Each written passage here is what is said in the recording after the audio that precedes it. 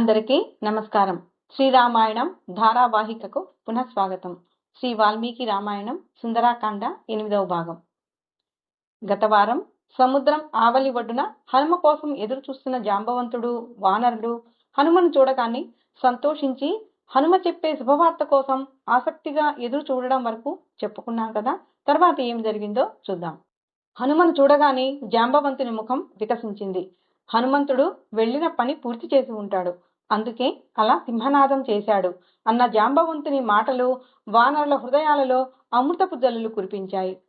వానరులు సంతోషంతో ఆ చెట్టు నుంచి ఈ చెట్టుకు గెంతుతూ హనుమంతుని గర్జనకు ప్రతిగర్జన చేశారు. సముద్ర తీరం చేరి ఆకాశం నుంచి కిందకు దిగుతున్న హనుమకు అంజలి ఘటిస్తూ నిలుచున్నారు.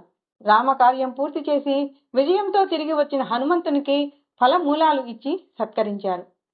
హనుమంతుడు పూజ్యులు, వృద్ధులు, జాంబవంతాదులకు యువరాజు అంగదునికి నమస్కరించి దృష్ట సీతేతి విక్రాంతః అని అంటాడు. అంటే మహాపతివ్రత అయిన సీతమ్మ తల్లి నాకు దర్శనమిచ్చి నన్ను అనుగ్రహించింది అని అర్థం. ఆహా, ఏమి వినయం! తాను కష్టపడి సముద్రాన్ని లంఘించి సీతను కనుగొన్నప్పటికీ హనుమ నేను సీతను చూశాను అనకుండా సీతమ్మ తనకు దర్శనమిచ్చింది అని చెప్పి తన వినయాన్ని చాటుకున్నాడు. ఇది కదా ఒక బంటుకు ఉండాల్సిన లక్షణం. హనుమ చెప్పిన మాటలు వినగానే అంగదుడు ఆనందంతో హనుమ చేతిని ప్రేమగా పట్టుకున్నాడు. వారిద్దరూ ఒక రాయి మీద కూర్చున్నారు. అప్పుడు హనుమ, లంకలో అశోకవనంలో రాక్షస స్త్రీల మధ్య ఉన్న సీతను చూశాను. జుట్టు జటలు కట్టుకుని పోయి మల్యమైన వస్త్రాలతో, శోకంతో, ఉపవాసాలతో కృషించి ఉన్న మహాపతివ్రత సీతను చూశాను అన్న హనుమ మాటలకు వానరులంతా హర్షధ్వానాలు చేశారు. కొందరు రావణాసుడిపై కోపంతో గర్జిస్తే మరికొందరు ప్రతిగర్జనలు చేశారు. కొందరు హనుమ సమీపానికి వచ్చి హనుమను స్పృశించి సంతోషించారు.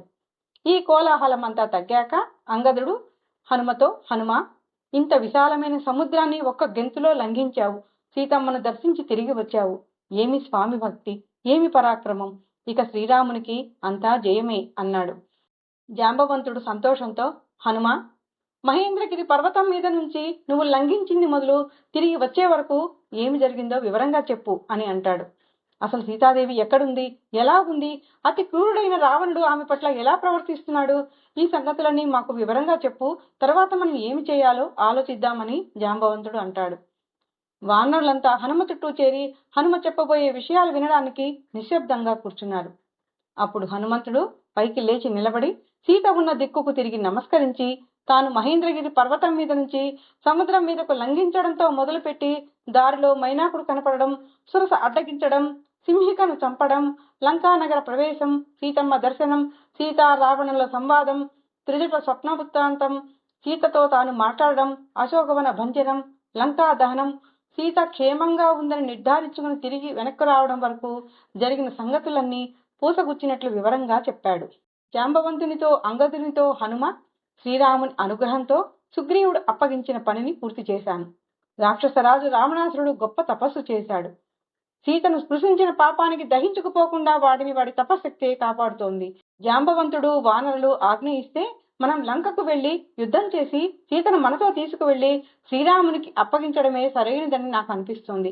వానరుల యువరాజు అయిన అంగదుడు, నీలుడు మహాబలవంతులు. వారి సారథ్యంలో యుద్ధం చేస్తే మనం తప్పకుండా విజయం సాధిస్తాం. అయినా లంకను జయించడానికి నేను ఒక్కడనే చాలు, కానీ మీ అనుజ్ఞ లేదని ఆగాను. అశ్విని పుత్రులైన మైంద ద్వివిధులు దేవతలను జయించి అమృతం తాగారు, వారికి మరణమే లేదు. వీరిద్దరే లంకను సునాయాసంగా జయించగలరు. నేను లంకా నగరంలో రామ లక్ష్మణుల సుగ్రీవుల పరాక్రమం నలుమూలా ప్రతిధ్వనించేలా జయమంత్రాన్ని ప్రకటించి వచ్చాను. రాక్షస స్త్రీలు బెదిరిస్తుంటే దుఃఖిస్తున్న సీతను చూశాను. తనకు లొంగిపోమని బలవంత పెడుతున్న రావణాసురుణ్ణి గడ్డి పరకలాగా సీత తృణీకరించి మాట్లాడడం కూడా చూశాను. జీవితంపై ఆశ లేకుండా దుఃఖిస్తున్న సీతమ్మకు ధైర్యం చెప్పి వచ్చాను అని చెప్పి హనుమ, ఇప్పుడు అందరూ మీరు జరిగిందంతా విన్నారు కదా, ఇక ఇప్పుడు మనం ఏం చేయాలో ఆలోచించండి అని హనుమ వానరులతోటి, జాంబవంతులతోటి, అంగదునితోటి అంటాడు. అప్పుడు అంగదుడు, వానరులారా, మేము సీతాదేవిని చూశాము కానీ తీసుకురాలేదు అని శ్రీరామునికి చెప్పడం మన పరాక్రమానికి తగని పని. హనుమంతుడు లంకలో ముఖ్యమైన రాక్షసులను ఎందరినో చంపేశాడు. ఇక మనకు పెద్దగా పని కూడా ఏమీ లేదు, సీతను తిరిగి తీసుకురావడం తప్ప అని అన్నాడు. అప్పుడు జాంబవంతుడు అంగదునితో, యువరాజా, నీ ఆలోచన నీ పరాక్రమానికి తగినదే, కానీ మనం శ్రీరాముని ఆలోచన మేరకు, ఆయన అనుజ్ఞ మేరకు నడుచుకోవడమే ధర్మం అని అంటాడు. జాంబవంతుని మాటలకు అంగీకరించిన అంగదుడు వానరులతో మనమంతా వెంటనే కిష్కింధకు బయలుదేరదాం అని ప్రకటిస్తాడు. వెంటనే వానరులంతా ఆకాశ మార్గంలో కిష్కింధ నగర దిశగా బయలుదేరారు. దారిలో నందనవనం వంటి సుగ్రీవుని మధువనాన్ని వానరులు చూస్తారు. ఈ మధువనం సుగ్రీవుని మేనమామ దదిముఖుడు అనే వానరుని సంరక్షణలో ఉంది. ఆ వనం చూడగానే వానరులకు మధువు సేవించాలని అనిపిస్తుంది. అందుకోసం వారు అంగదుని అనుమతి కోరుతాడు. అంగదుడు, జాంబవంతాది నాయకులు అనుమతి తీసుకుని వానరులు మధువనంలోకి ప్రవేశించి స్వేచ్ఛగా మధుపానం చేశారు. మత్తులో ఉండేవాళ్ళు చేసే అన్ని రకాల పనులు ఈ వానరులు చేశారు.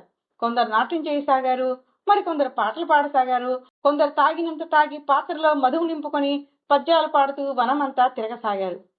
మధువనంలో వానరులు చేస్తున్న కోలాహలాన్ని చూసి దదిముఖుడు వనాన్ని రక్షించేందుకు వానరులను అరిచేత్తో కొట్టాడు, కొందరిని మందలించాడు, కొందరిని ప్రార్థించాడు. కానీ మధుపాన మత్తులో ఉన్న వానరులు దదిముఖుని తిరిగి కొట్టారు. అప్పుడు హనుమంతుడు వానర సైన్యంతో, వానరులారా, మీ ఇష్టం వచ్చినంత మధు తాగండి, మిమ్మల్ని ఎవరు అడ్డుకుంటారో నేను చూస్తాను అని అంటాడు. శ్రీరామ కార్యం పూర్తి చేసి ఆనందంలో ఉన్న వానరులు తమ ఆనందాన్ని ఈ విధంగా ప్రకటించుకోసాగారు. ఒక రకంగా ఈనాటి రోజుల్లో దీన్ని సెలబ్రేషన్స్ అని, పార్టీ అని అంటారు. వానరులు కొట్టిన దెబ్బలకు వనపాలకులు పారిపోయారు. దదిముఖుడు వారిని ఒక చోటకి చేర్చి ధైర్యం చెప్పి పంపాడు. కానీ వాళ్ళని వానరులు మళ్లీ కొట్టారు. దదిముఖుడు కోపంతో ఒక వృక్షాన్ని పెకిలించి వానరుల మీదకు వెళ్ళగా అంగదుడు తన తండ్రి మేనమామని కూడా చూడకుండా దదిముఖునిపై దాడి చేసి గాయపరుస్తాడు. వానరులు చేస్తున్న బీభత్సాన్ని ఇక భరించలేక దదిముఖుడు ఆకాశ మార్గంలో సుగ్రీవుని వద్దకు వెళ్ళాడు. రామ లక్ష్మణులను సుగ్రీవుని చూసి దదిముఖుడు వారికి నమస్కరించి నిలుచుంటాడు. అప్పుడు సుగ్రీవుడు దదిముఖునితో, వీరుడా, ఈ గాయాలు ఎలా అయ్యాయి, ఏమి జరిగింది అని అడిగాడు. అప్పుడు దదిముఖుడు జరిగినదంతా వానర భాషలో చెప్పాడు. ప్రభు, మీ తండ్రుల కాలం నుంచి వస్తున్న మధువనంలో ఇప్పటి వరకు ఎవరూ ప్రవేశించలేదు. ఈ రోజు వానరులు మధువనంలోకి ప్రవేశించి వనాన్ని ధ్వంసం చేశారు. అడ్డుకోబోయిన వనపాలకుల్ని చావగొట్టి బట్టలు గుప్పి చూపించారు అని ఆవేదనతో చెబుతాడు. ఆ మాటలు విన్న సుగ్రీవుడు, దక్షిణ దిశ నుంచి వచ్చిన అంగదాదులు మధువనం ప్రవేశించి మధువు తాగారంటే వారు వెళ్లిన పని తప్పకుండా సఫలమై ఉంటుంది. వారిలో నిస్సందేహంగా హనుమంతుడే సీతమ్మను చూసి ఉంటాడు. ప్రవేశించకూడని మధువనంలోకి హనుమంతుడు ఇతర వానరులు ప్రవేశించారంటే తప్పకుండా వారు కార్యసిద్ధిని సాధించి ఉంటారు అన్న సుగ్రీవుని మాటలు రామలక్ష్మణులకు వీణుల విందుగా వినిపించాయి. సుగ్రీవుడు దదిముఖునితో రామ కార్యాన్ని సాధించిన సంతోషంతో వానరులు మధువనంలో ప్రవేశించి మధువు తాగారు. వాళ్ళు చేసిన పనికి క్షమించు, వారిని వెంటనే బయలుదేరి రమ్మన్నానని నా మాటగా చెప్పు అని అంటాడు. దదిముఖుడు రామలక్ష్మణులకు సుగ్రీవునికి నమస్కరించి ఆకాశ మార్గంలో మధువనానికి చేరుకున్నాడు. అంగదునితో దదిముఖుడు, రాకుమారులారా, వనపాలకులు తెలియక మిమ్మల్ని అడ్డుకున్నారు. ఈ వానరులంతా ఇక్కడికి వచ్చినట్లు మీ పెనతండ్రి సుగ్రీవునికి విన్నవించాను. మీరంతా తిరిగి వచ్చినందుకు ఆయన ఎంతగానో సంతోషిస్తున్నారు. సుగ్రీవుడు మిమ్మల్ని వెంటనే తిరిగి కిష్కింధకు రమ్మన్నాడు అని చెప్పాడు. అప్పుడు అంగదుడు వానరులతో, వానర వీరులారా, ఇక మనం మంతరం సుగ్రీవుని వద్దకు వెళదాం అనగానే వానరులంతా ఆకాశ మార్గంలోకి ఎగిరారు. ఇక ప్రశ్రవణ పర్వతం మీద సుగ్రీవుడు రామునితో, రామ, నీకు క్షేమం కలుగుగాక, సీతమ్మ కనపడింది. పని పూర్తి చేసిన ఉత్సాహంతోనే వానరులు మధువనాన్ని ధ్వంసం చేశారు అని అంటుండగానే ఆకాశంలో కోలాహలం కనపడుతుంది. అంగదుడు, హనుమంతుడు, వానర వీరులందరూ ఆకాశం నుంచి కిందకి దిగి సుగ్రీవునికి రామలక్ష్మణులకు నమస్కరిస్తాడు. హనుమంతుడు శిరసు వంచి వినయంతో, సీతను చూశానని, ఆ తల్లి పాతివృత్య ధర్మాన్ని పాటిస్తూ శ్రీరాముని కోసం ఎదురు చూస్తోందని చెబుతాడు. సీత కనపడిందని చెప్పగానే రామలక్ష్మణుల ఆనందానికి అవధులు లేకుండా పోతుంది. అప్పుడు హనుమంతుడు రామునితో సీత ఉన్న దిక్కుకు తిరిగి నమస్కరించి, రామ, 100 యోజనాల విస్తీర్ణం ఉన్న సముద్రాన్ని లంఘించి లంకానగరంలోకి ప్రవేశించి సీతమ్మను చూశాను. భయంకరమైన రాక్షస స్త్రీల మధ్య ఒంటి జడతో ఉపవాసాలతో కృషించి కటిక నేలపై పడుకొని నిన్నే స్మరిస్తున్న సీతమ్మను చూశాను. రావణుడు ఆమెను ప్రలోభ పెట్టడానికి ఎంత ప్రయత్నించినా సీత చావడానికైనా సిద్ధపడింది, కానీ ఆ రాక్షసుని కన్నెత్తి కూడా చూడలేదు. నేను ఇక్ష్వాకు వంశ కీర్తిని వర్ణిస్తూ ఆమెకు నాపై నమ్మకం కలిగేలా చేశాను. నువ్వు ఇచ్చిన ఉంగరాన్ని చూసి సీత నిన్నే చూసినట్లుగా సంతోషపడింది. ఆమె అనుమతి తీసుకుని తిరిగి బయలుదేరుతూ నువ్వు గుర్తించే వస్తువు ఏదైనా ఇమ్మని అడిగాను. అప్పుడు సీతమ్మ చిత్రకూట పర్వతం మీద కాకాసుని వృత్తాంతం చెప్పింది. అలాగే నేను లంకలో చూసినదంతా సుగ్రీవుడు వింటుండగా నీకు చెప్పమనింది. ఆమె వద్ద మిగిలి ఉన్న ఆభరణాలలోంచి ఈ చూడామణిని తన ఆనువాలుగా నీకు ఇవ్వమంది. నువ్వు ఆమె గండభాగంలో ఉంచిన మణిశిలను కూడా గుర్తు చేయమంది. అంతేకాదు రామ, సీతమ్మ తాను ఇంకా 1 మాసం రోజుల కంటే జీవించమండలేనని నీకు తన సందేశంగా చెప్పమంది. ప్రభు, జరిగింది ఇది.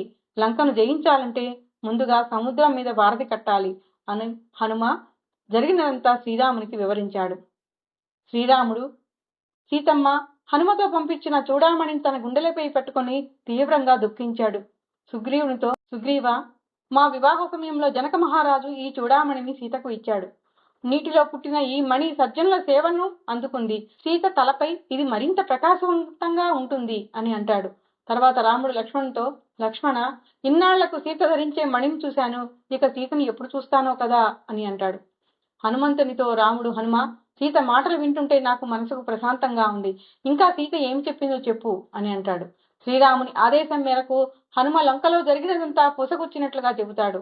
రామ, నేను త్వరలోనే రాముడు శత్రు సంహారం చేసి నిన్ను రక్షించి వనవాసం పూర్తి చేసుకుని అయోధ్యకు తిరిగి వచ్చి నీతో కలిసి పట్టాభిషేకం చేసుకుంటాడు. ధైర్యంగా ఉండమని ఆమెకు ధైర్యం చెప్పాను. ఈ మంగళప్రదమైన మాటలతో సీతమ్మ కొంత ఉపశమనం పొందింది అని హనుమ రామునితో చెబుతాడు. ఈ మాటలతో శ్రీరాముడు కూడా దుఃఖం నుంచి ఉపశమనం పొందాడు. ఇదే సుందరాకాండ. సుందరాకాండ ప్రారంభంలో వాల్మీకి మహర్షి ఈ కాండకు సుందరాకాండ అనే పేరు ఎందుకు పెట్టాడో తర్వాత తెలుసుకుందామని చెప్పాను కదా, అదేమిటో ఇప్పుడు తెలుసుకుందాం. హనుమంతుడు 100 యోజనాల సముద్రాన్ని అవలీలగా లంఘించి శత్రు దుర్భేద్యమైన లంకానగరంలో ప్రవేశించి సీతమ్మను దర్శించి రాముని ఆనవాలుగా ఇచ్చిన ఉంగరాన్ని ఆమెకు అందించి ఆమెకు దుఃఖం నుంచి ఉపశమనం కలిగించి ఆమె మనసుకు ఆనందాన్ని కలిగిస్తాడు. అలాగే లంకా దహనాన్ని చేసి లంకలో జయమంత్రాన్ని ప్రకటించి రావణునికి శ్రీరాముని సందేశాన్ని వినిపించి విజయవంతంగా కిష్కింధకు తిరిగి వచ్చి శ్రీరామునికి సీతమ్మ క్షేమ సమాచారాలు తెలిపి ఆమె ఇచ్చిన చూడామణిని రామునికి అందించి ఆయన దుఃఖాన్ని కూడా పోగొట్టి శ్రీరాముని మనసుకు ఆనందాన్ని కలిగిస్తాడు హనుమంతుడు. ఇలా సీతారాముల మనసుకు హనుమ కలిగించిన ఆనందాన్ని సుందరం అంటారు. సంస్కృతంలో సుందరం అంటే ఆనందం అనే అర్థం. ఇలా పరస్పర వియోగంతో దుఃఖంతో ఉన్న సీతారాముల మనస్సుకు ఆనందం కలిగించే సంఘటనలు జరిగిన కాండం కాబట్టి వాల్మీకి మహర్షి ఈ కాండానికి సుందరకాండ అని పేరు పెట్టడం సముచితం అని భావించాడు. ఇంత గొప్ప సుందరకాండ చెప్పుకున్న తర్వాత ఫలశ్రుతి కూడా చెప్పుకోవాలి కదా. వచ్చే వారం సుందరాకాండ ఫలశ్రుతి చెప్పుకొని సుందరాకాండకు దిగ్విజయంగా ముగింపు పలుకుదాం. అంతవరకు శ్రీరామ తారక మంత్రాన్ని జపిద్దాం. జై శ్రీరామ్.